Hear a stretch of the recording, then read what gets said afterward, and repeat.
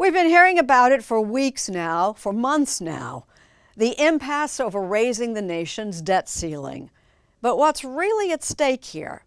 Deal or no deal? Why has it become such an old, familiar tune? David Pogue is our man with the answers. We're now one day closer to the deadline. We can get a deal tonight, we get a deal tomorrow. A default is not an option. Last night, the Republicans and Democrats reached a tentative agreement I just got off the phone with the president to raise the debt ceiling. We have come to an agreement in principle. We still have a lot of work to do, but I believe this is an agreement in principle that's worthy of the American people. For a topic that's been front-page news for weeks, the debt ceiling sure seems to mystify a lot of people. Do you know what the debt ceiling is? No. No clue. Not at all. If someone were to offer you $100, would you be able to explain the debt ceiling? Per se, no, I would not be able to. Well, good, because I don't have $100. The debt limit crisis is complicated and wonky, and I don't want your brain to glaze over. So allow me to introduce it this way. When Congress and the president agree on what to spend, our taxes rarely cover it, but that's not quite the end. The Treasury can borrow from investors, that's okay. They know they'll get their money back, because we're the USA. But almost every year these days we spend more than we got. But when we ask to borrow more, we learn that we cannot. The Treasury says, sorry, there's no money on the shelf. You folks have hit the limit, one that you all set yourself. Now they can vote to raise the ceiling, wouldn't that be nice? But here's where things get awkward, cause the votes come with a price. One party seeks concessions, saying, this is where it stands. I'll risk a global meltdown if you don't meet my demands. One side is saying, give me what I want, and if you don't, I won't allow Treasury to issue more IOUs, and it's going to explode the global economy. Laura Veldkamp is a professor of economics and finance at Columbia Business School. This is a disaster. It's an entirely avoidable disaster. This was a ridiculous way to try to save money. In the olden days, Congress had to ask the Treasury to borrow money every single time it passed a spending bill. But when World War I required a whole flurry of spending bills, Congress passed the Second Liberty Bond Act, which lets the government borrow money whenever it wants, up to a certain limit. And until this weekend's negotiations, that debt ceiling was $31.4 trillion. Now, if you miss a payment on one of your loans, you're in trouble. But if the United States misses a payment, the entire world is in trouble. These IOUs function sort of like the money of the global economy. Everybody treats it as safe. Safe means you're going to pay it back. And so as soon as that comes into question, people are going to want some extra interest to compensate them for the fact that, well, I'll probably get paid back, but maybe not.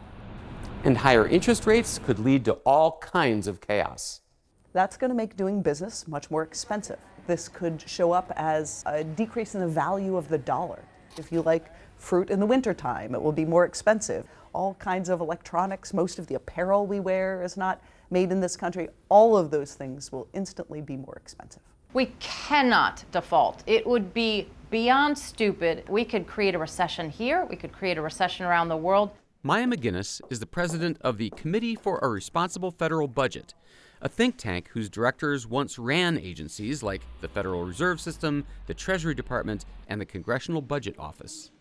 What do other countries do when this happens? The debt ceiling is not something that other countries use around the world.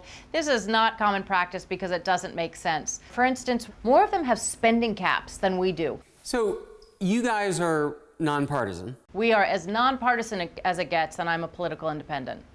Okay, so as the debt limit has become a more and more toxic political football, is one party worse about it than the other? To generalize, of course, Republicans are more allergic to tax increases. Democrats are more allergic to spending cuts. But the truth is, neither of them really want to do anything that's hard.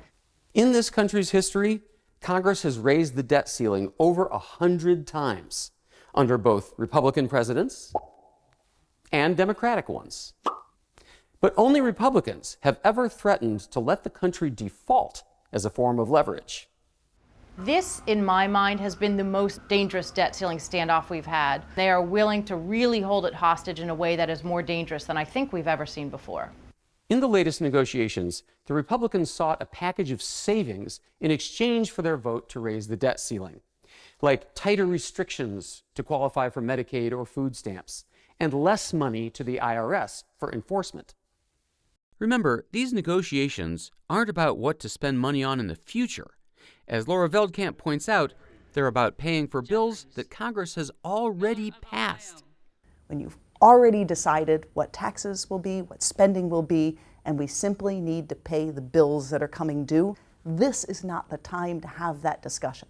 When you've already decided what taxes will be, what spending will be, and we simply need to pay the bills that are coming due, that's not the time to renegotiate. Washington teems with ideas to avoid these periodic debt showdowns. Maybe the debt ceiling rises automatically every time Congress passes a funding bill. Maybe we appoint an expert commission to fix the problem once and for all. Or maybe we eliminate the debt ceiling completely. As it turns out, we dodged the bullet, razor's edge, they got a deal. But is there a takeaway here? Even having done it, it was incredibly costly, because you called into question whether the U.S. government would actually pay back the debt. And the very thought that they wouldn't will make it more expensive for us to borrow in the future, because we're going to have to compensate people for the risk that this whole drama will play out again in a few years. Maya McGinnis of the Committee for a Responsible Federal Budget says that we need a new playbook, but it won't be easy. The solutions are really hard. Fixing the budget deficit and debt mean we have to raise taxes and cut spending. Nobody likes that. Some of the things that you say, Maya, are probably unpopular. Yeah, yes indeed. Do you get dirty looks at events and conferences? I do. Nobody likes to be reminded that somebody has to pay the bills, but somebody has to pay the bills, and we should really be paying our own bills instead of pushing them on to our children.